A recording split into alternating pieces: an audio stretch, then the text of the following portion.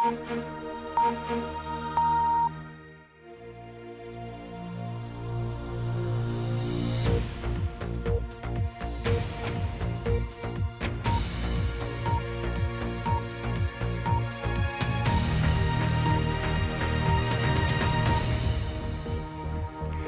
اردو کے پروگرام سیربین میں خوش آمدید. ہمارے لندن اسٹوڈیو سے میں ہوں عالیہ نازکی. شام میں باغیوں کے علاقے مشرقی غوطہ میں ٹرکوں کا ایک کاروان امدادی سامان لے کر پہنچا ہے، لیکن کیا پہلے ہی بہت دیر نہیں ہو چکی؟ انڈیا کے زیر انتظام کشمیر میں حالات پھر کشیدہ. شوپین میں فوج کے ہاتھوں 6 افراد کی ہلاکت پر کشمیری نوحہ کناں. تمام قتلوں کا ذمہ دار یہاں کے اسمبلی نام نہاد اسمبلی جو صرف اور صرف یہاں پر ہے ہندوستانی ظالم فوج کی وکالت کرنے.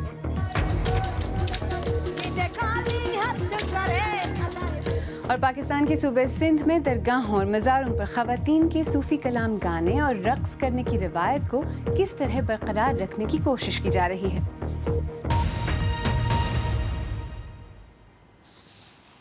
اقوام متحدہ کے امدادی سامان سے بھرے ٹرک شام کے علاقے مشرقی غوطہ میں داخل ہو گئے ہیں، لیکن اقوام متحدہ کا کہنا ہے کہ شہر میں اب بھی جاری جنگ اس کے لیے مشکلات پیدا کر سکتی ہے.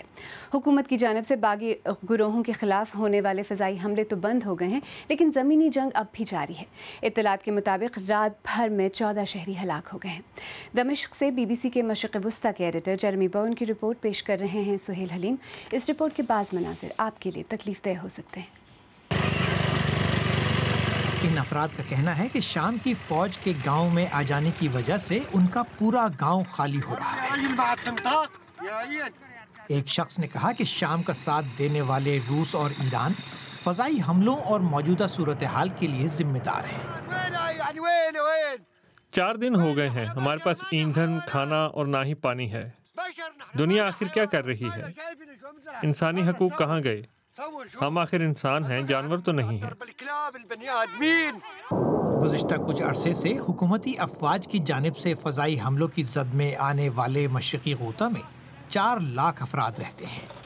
زیادہ تر عام شہری ہیں جو خانہ جنگی سے بھاگنے میں ناکام رہے ہیں. میرا نام عابد ہے. جب فضائی حملے ہوئے تو مجھے سامنے کچھ بھی دکھائی نہیں دے رہا تھا. میں نے تو ایمبولینس کا انتظار بھی نہیں کیا، میں بس بھاگنے لگا. بھاگنے میں ناکام رہنے والے افراد کی جانوں کو شدید خطرہ ہے. شام میں جاری خانہ جنگی کب کس کی جان لے لے گی کوئی نہیں جانتا.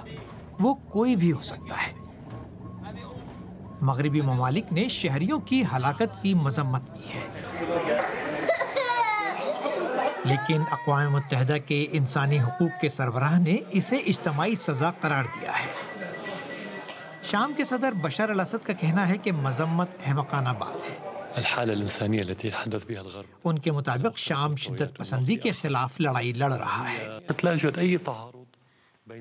فضائی حملوں کے بعد اب زمینی حملوں کے ساتھ فوج آگے بڑھ رہی ہے. مشرقی غوطہ کو 2 حصوں میں تقسیم کرنا حکمت عملی کا اہم نقطہ معلوم ہوتا ہے.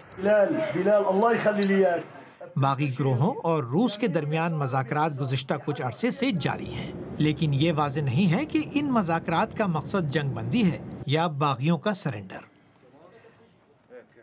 وہاں کے سب سے بڑے باغی گروہ جیش الاسلام کا کہنا ہے کہ وہ پسپائی کے بعد اب پھر سے یکجا ہو رہے ہیں. مشرقی غوطہ میں جنگ اب بھی جاری ہے اور حکومت کے لیے دمشق کے قریب باغیوں کے آخری گڑھ کا خاتمہ ایک بڑی کامیابی ہوگی. جرمی باون کی رپورٹ. اور 10 لاکھ سے زیادہ شامی شہری ملک میں جاری جنگ سے بچنے کے لیے ہمسایہ ملک لبنان میں مہاجرین کی زندگی گزارنے پر مجبور ہیں. وہاں ایک مہاجر کیمپ میں نوجوانوں کے ایک گروپ نے فٹ بال ٹیم بنائی ہے اور یہ ٹیم اب مقامی لیگ میں شرکت کر رہی ہے. مارٹن پیشنس کی رپورٹ پیش کر رہے ہیں فراز ہاشمی. جوہر اسٹار سے ملیے.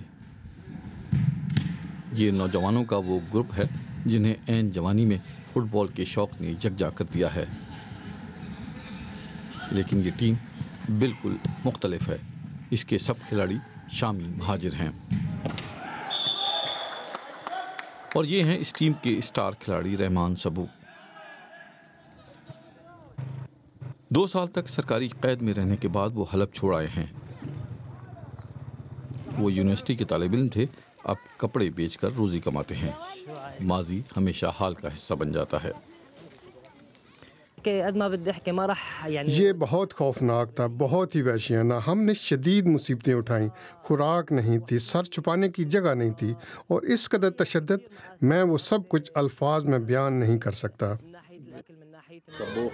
کیمپ میں فٹ بال حالات سے فرار کا ایک ذریعہ ہے، لیکن حقیقت میں ان کھلاڑیوں کو انتہائی نامساعد حالات کا سامنا ہے۔ انہیں بہت مشکل سے کوئی کام ملتا ہے۔ فہد الدین ٹیم کے سٹرائکر ہیں۔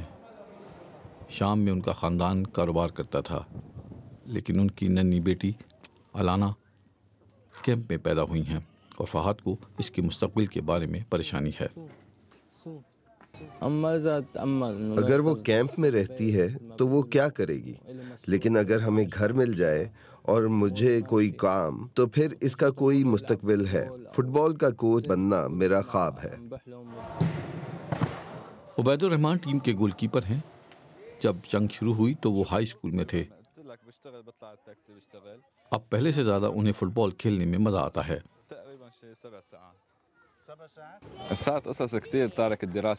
اکثر ایسا ہوتا تھا کہ میں پڑھائی چھوڑ کر فٹ بال کھیلنے چلا جاتا تھا۔ جب میں فٹ بال کھیلتا ہوں تو میں سب کچھ بھول جاتا ہوں۔ اب یہ جلاوطنی میں بھائیوں کی طرح ہیں۔ انہیں ایک دن شام لوٹ جانے کی امید ہے، لیکن انہیں ڈر ہے کہ شاید وہ دن کبھی نہ آئے۔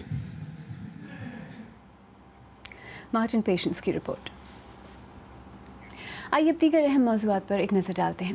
انڈیا کے زیر انتظام کشمیر میں سیکیورٹی فورسز کی فائرنگ سے 2 شدت پسند اور 4 شہریوں کی ہلاکت کے بعد وادی میں ہڑتال ہے۔ فوج کا کہنا ہے کہ ہلاک ہونے والے شہری شدت پسندوں کے سہولت کار تھے، لیکن مقامی افراد اسے انتقامی کارروائی قرار دے رہے ہیں۔ سری نگر سے ریاض مسرور۔ کشمیر میں جنازوں کا موسم پھر لوٹ آیا ہے۔ فوج کے مطابق کل شام شدت پسندوں کے ساتھ تصادم کے دوران 2 شدت پسند اور ان کے 4 سہولت کار مارے گئے، لیکن وزیر اعلیٰ محبوبہ مفتی نے ٹویٹ کیا کہ عام شہری کراس فائرنگ کی زد میں آ گئے، تاہم لواحقین ان دلائل کو نہیں مانتے۔ اس نے اپنی ماں کو اپنے بہن کے گھر چھوڑ دیا تھا، پھر اسی کو دوبارہ لانے کے لیے گئے تھے۔ شام کو ہمیں معلوم پڑا کہ وہاں پر کچھ لڑکے شہید ہو گئے تھے۔ ان میں ہمارا بھی یہ شہر ہے، اس کا نام۔ کب تک ہم مریں گے؟ کب تک ہمیں مرنا ہے؟ کم از کم ہماری یہ گورنمنٹ ہے، ہم ان سے پوچھ لیتے ہیں کیا ہمیں روز مرنا ہے؟ حسب معمول ان ہلاکتوں سے کشمیر پھر کشیدہ ہے۔ ہڑتال، مظاہرے، کرفیو اور انٹرنیٹ پر پابندی۔ علیحدگی پسندوں نے اس واقعے کو قتل عام قرار دیا ہے۔ اس لیے ان تمام قتلوں کا ذمہ دار یہاں کے اسمبلی نامنیاد اسمبلی ممبر جو صرف اور صرف یہاں پر ہے ہندوستانی ظالم فوج کی وکالت کرنے، ان کو قانونی ضمانت فراہم کرنے کے لیے تاکہ وہ یہاں پر قتل عام کر سکیں۔ انسانی حقوق کے اداروں کا کہنا ہے کہ فوجی زیادتیوں کی وجہ سے گزشتہ 3 برسوں کے دوران نوجوانوں میں انتہا پسندی کے رجحانات میں اضافہ ہوا ہے۔ واضح رہے 2 سال قبل مسلح کمانڈر برہان وانی کی ہلاکت کے بعد کشمیر میں شدت پسندی کی نئی لہر شروع ہو گئی ہے۔ اس لہر کے خلاف بڑے پیمانے پر فوجی آپریشن شروع کیا گیا ہے۔ ریاض مسرور، BBC، سری نگر۔ چین نے آئندہ سال کے لیے دفاعی بجٹ کی مد میں $176 ارب سے زیادہ کی رقم مختص کرنے کا اعلان کیا ہے۔ یہ رقم گزشتہ برس سے 8% زیادہ ہے۔ پارلیمان کے اس اجلاس میں ملک کے صدر کے لیے زیادہ سے زیادہ 2 ادوار کی شرط ختم کرنے کی تجویز کی منظوری کا بھی امکان ہے۔ اٹلی میں عام انتخابات میں کسی جماعت کو واضح اکثریت حاصل نہیں ہوئی ہے۔ یورپی یونین اور اشرافیہ کے خلاف سمجھی جانے والی جماعت 5 اسٹار موومنٹ ووٹوں کا تقریباً 1/3 حصہ حاصل کر کے پہلے نمبر پر رہی۔ تجزیہ کاروں کا کہنا ہے کہ اب حکومت سازی میں دنوں کی بجائے کئی ہفتے لگ سکتے ہیں۔ اور ماہرین کا کہنا ہے کہ آسٹریلیا دنیا کا وہ پہلا ملک ہو سکتا ہے جہاں سروائیکل کینسر کا مرض مکمل طور پر ختم ہو جائے گا۔ ماہرین کے مطابق اس کا سہرا آسٹریلیا بھر میں سکولز میں سروائیکل کینسر سے بچاؤ کے مفت ٹیکوں کی مہم ہے، جس کے بعد توقع کی جا رہی ہے کہ اگلے 20 سال میں ملک میں اس کینسر کا ایک بھی کیس نہیں ہوگا۔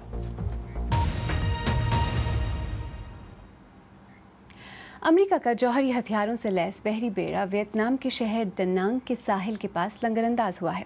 डनांग वो तारीखी शहर है जहां वियतनाम में जंग के लिए अमरीकी फ़ौजों के पहले दस्ते उतरे थे। अमरीकी बहरी बेड़े की आमद जहां दोनों ममालिक के दरमियान बढ़ते हुए फ़ौजी रवाबित की अक्कास है, वहाँ इसे साउथ चाइना सी में चीन के बढ़ते हुए असर रसूख के खिलाफ अमरीकी इक़दाम भी समझा जा रहा है। BBC के नामनिगार जोनाथन हेड की रिपोर्ट पेश कर रहे हैं सलीम काजी। ये डनांग का वो शहर है जहाँ से 50 साल पहले अमेरिका ने वियतनाम की कम्युनिस्ट हुकूमत के खिलाफ एक तवील जंग का आगाज़ किया था। आज डनांग वियतनाम के खुशहाल तरीन शहरों में से एक है और शायद अमेरिका के साथ वियतनाम के बढ़ते हुए अस्करी ताउन के मुजाहरे के लिए इससे बेहतर कोई और जगह नहीं हो सकती थी। अमेरिका का कहना है कि ये बहरी बेड़ा वियतनाम के लिए अमन, दोस्ती और इस खित्ते में इस्तेहकाम के पैगाम के साथ भेजा गया है। लेकिन डनांग वो शहर भी है जिसके हवाले से वियतनाम का दावा है कि इसके साहिल के इर्द गिर्द जो जजीरे हैं वो वियतनाम के हैं, न कि चीन के।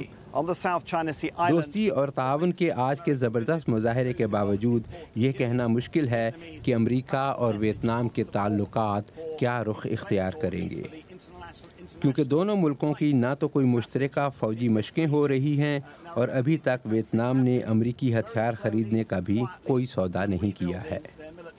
आने वाले दिनों में वियतनाम चीन और अमेरिका के साथ अपने ताल्लुकात में नाजुक ताउन को कैसे बरकरार रखेगा, ये वो सवाल है जिसका जवाब खुद वियतनाम के लिए निहायत अहम है। जोनाथन हेड की रिपोर्ट। BBC उर्दू के प्रोग्राम सरबीन में आगे चलकर देखिएगा कुरान मजीद की पुरानी या फट जाने वाली कॉपियों को महफूज करने का एक तरीका,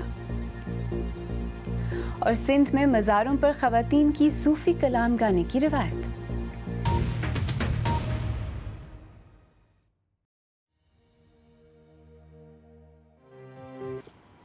BBC उर्दू के प्रोग्राम सरबीन में एक बार फिर खुशामदीद। मैं हूँ आलिया नाज़ की। इस्लाम की मुक़द्दस किताब कुरान शरीफ के नुस्खे जब पुराने हो जाते हैं और इनको तल्फ़ करना पड़ता है तो बाज़ औक़ात सूरत हाल हसास हो जाती है, लेकिन क्वेटा के मज़ाफ़ात में इसका एक हल निकाला गया है। BBC के नामनिगार सिकंदर किरमानी की रिपोर्ट पेश कर रहे हैं जावेद सुमरो। पाकिस्तान में इस पहाड़ की गहराई में कुरान मजीद की लाखों पुरानी कापियाँ मौजूद हैं। मुसलमानों का यहाँ अक़ीदा है कि आप कुरान मजीद की पुरानी या फट जाने वाली कापियों को ज़ाया नहीं कर सकते, इसलिए वो पूरे मुल्क से ऐसी लाखों कापियों को यहाँ लाते हैं। अब्दुल रशीद लहरी अपने भाई की वफ़ात के बाद से गुज़िश्ता 25 बरस से मंसूबे की देखभाल कर रहे हैं। उसको अल्लाह पाक ने उसी वक्त से बस इनके साथ कुरान शरीफों का साथ दिल लगी था। बस वो गटरों से, इससे चिमटा से, उससे अपना गाड़ी के डिक्की मिला के उसको महफूज करता था। फिर ऐसे कुछ दोस्त भी मिले, उन्होंने भी कहा हम भी काम करना चाहते हैं। हर रोज़ कुरान मजीद की मज़ीद पुरानी कापियाँ यहाँ लाई जाती हैं। यहाँ काम करने वाले इनकी छांटी करते हैं कि किन को महफूज किया जाए और किन को दोबारा इस्तेमाल किया जाए। कुछ कॉपियाँ मामूली फटी हुई होती हैं तो हम उन्हें ठीक करके दोबारा इस्तेमाल के लिए भेज देते हैं, लेकिन अगर इस तरह से फट जाएं तो उन्हें फिर यहाँ महफूज कर दिया जाता है। जगह की बढ़ती हुई मांग के पेश नज़र ये मुसलसल सुरंगें खोद रहे हैं, लेकिन पहाड़ों के बीच ये खोदना बहुत मुश्किल काम है। 200 फुट की सुरंग खोदने में 4 से 5 महीने लग जाते हैं। कुछ दिनों में तो हम सिर्फ 6 इंच ही खोद पाते हैं क्योंकि पत्थर बहुत ही सख्त आ जाते हैं। पाकिस्तान में कुरान मजीद के पुराने नुस्खों का क्या किया जाए, ये बहुत हसास मामला है। बाज़ लोग कुरान की बेहुरमती के इल्ज़ाम के तहत मारे जा चुके हैं। इस मंसूबे के लोग पूरे मुल्क के अवाम को कहते हैं कि वो कुरान मजीद की पुरानी कापियाँ उन्हें भेजें। सिकंदर किरमानी की रिपोर्ट। और पाकिस्तान के सूबे सिंध में दरगाहों और मज़ारों पर ख़वातीन के गाने बजाने के रुझान में कमी आ रही है, लेकिन कुछ लोग इस रिवायत को बरकरार रखने की कोशिश कर रहे हैं। देखिए कराची से रियाज सुहेल की रिपोर्ट।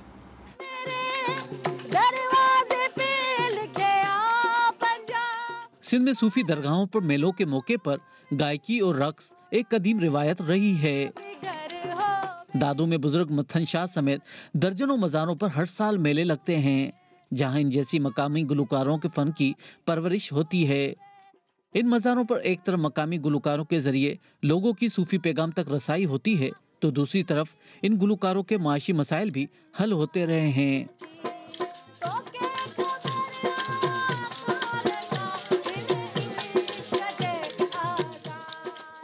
ये सूफी कलाम ज्यादातर सिंधी, सराइकी और पंजाबी ज़बान में गाए जाते हैं, जो लोगों के रोज़मर्रा की मुश्किलात और उम्मीद के बारे में होता है। फनकारों को पहले मेलों और मज़ारों पर सुना जाता था, लेकिन अब वो रवाज नहीं रहा। जो गरीब फनकार हैं उनकी कोई अहमियत नहीं है। हमने गायकी का यही सिलसिला जारी रखा हुआ है। मुख्तलिफ दरगाहों पर जाते हैं जहाँ सूफी कलाम के साथ सिंधी राग भी सुनाते हैं।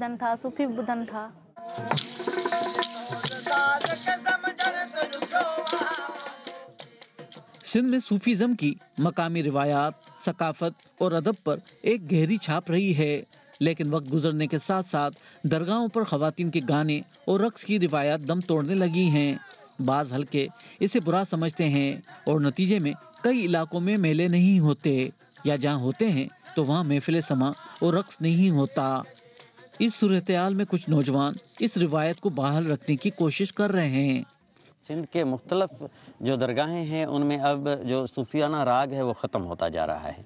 उनमें मुख्तलिफ जो लोग आते हैं वो उन पे एतराज़ कर लेते हैं कि भी गाना बजाना जो है वो हमारे कल्चर में नहीं है। हमने सोचा क्यों ना वो लोग जो शुरू से गा रहे थे और कुछ यंग उनको भी मिलाकर जो एक नई सोच पैदा की जाए। हमने शुरुआती तौर पे ये 7 ग्रुप जो हैं वो बना दिए हैं। माजी में बेगम फ़कीरानी और माई भागी जैसी लोग गुलकाराएँ और आबदा परवीन जैसी आलमी सतह पर मशहूर सूफ़ी गुलकारा दरगाहों से रेडियो तक पहुँची और फिर दुनिया भर में मकबूल हो गईं।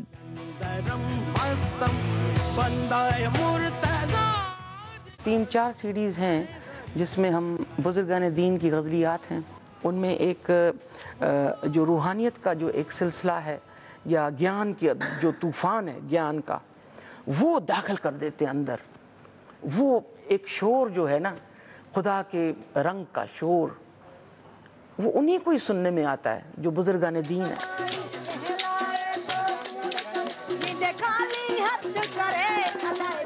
सूफी गायकी अब दरगाहों और मेलों के बजाय वीडियो एल्बम तक महदूद हो रही है, जिसकी वजह से बज़ाहिर अब इन गुलकारों का आम आदमी से रिश्ता टूट गया है। बेकदरी की इस सूरत-ए-हाल में भी इन मकामी फनकारों ने मैदान नहीं छोड़ा और रिवायत को जिंदा रखने की कोशिश कर रही हैं। रियाज सोहेल, BBC न्यूज़, दादू। अगर आप चाहें तो मुझसे और हमारी टीम के दीगर साथियों से ट्विटर पर भी रब्ता कर सकते हैं। मेरा ट्विटर हैंडल है @alianaski। इसके साथ ही सरबीन इख्तिताम को पहुंचा। कल फिर हाजिर होंगे, तब तक हमारी वेबसाइट bbcurdu.com देखते रहिए। आलिया नाज़की को अब इजाज़त दीजिए।